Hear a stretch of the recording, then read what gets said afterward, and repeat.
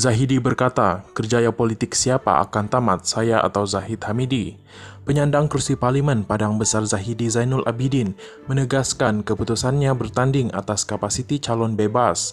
Mempertahankan kursi itu adalah sebagai tanda protes terhadap Presiden UMNO Ahmad Zahid Hamidi. Katanya ia bukan soal kesinambungan karier politik, namun keputusan pemimpin nombor 1 BN itu mesti diberi tentangan. Kita tak tahu karier politik siapa akan tamat, saya ataupun Zahid dan UMNO. Sebab kita bukan di zaman UMNO menang walaupun letak tunggul kayu jadi calon. Jika kerana sikap dia Zahid menyebabkan parti lain menang, mungkin UMNO akan berkubur.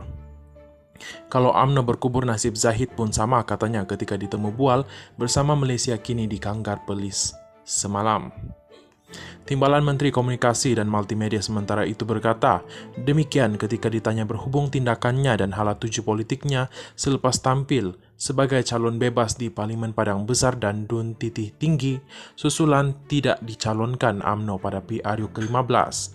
Zahidi mendakwa pemilihan calon BN bagi Parlimen Padang Besar dibuat Zahid adalah tidak selari dengan keputusan Majlis Kerja Tertinggi MKT UMNO dan Perlembagaan Parti.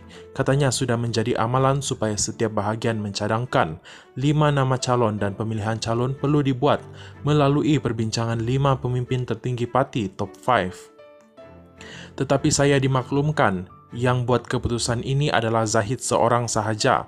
Ia tidak demokratik. Ini salah satu cara pengkhianatan oleh Presiden Parti dengan mengkhianati calon yang boleh menang tapi tidak dipilih.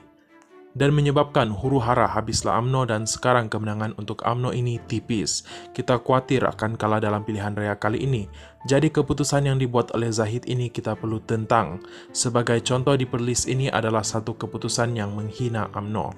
Di Perlis kita adalah ramai orang calon yang boleh diangkat kalau bukan saya sekalipun, tetapi dia pilih calon daripada luar, bukan orang Perlis. Jadi saya mewakili akar umbi bertanding sebagai calon bebas sebagai tanda protes kita, jelasnya. Terdahulu BN menamakan Ketua Puteri UMNO Zahidah Zarek Khan sebagai calon mereka di Parlimen Padang Besar bagi menggantikan Zahidi. Selain Zahidi, Zahidah juga berdepan dengan Muhammad Yahaya, Pakatan Harapan, Rushidan Rusmi, Perikatan Nasional dan Ko Chuliang mewakili Parti Warisan Malaysia Warisan. Sementara itu, Zahidi berkata apa yang lebih mengecewakannya adalah tindakan pemimpin utama UMNO memilih calon-calon dalam kalangan mereka yang terpalit dengan kes rasuah. Sebaliknya, kata bekas Ketua UMNO bahagian Padang Besar itu, calon-calon yang disifatkan sebagai boleh menang tidak dipilih. Inilah keputusan yang dibuat Zahid, satu pengkhianatan, seorang yang tidak berjiwa besar, bercelaru dan cuba menipu UMNO dan menuduh orang lain tidak berjiwa besar.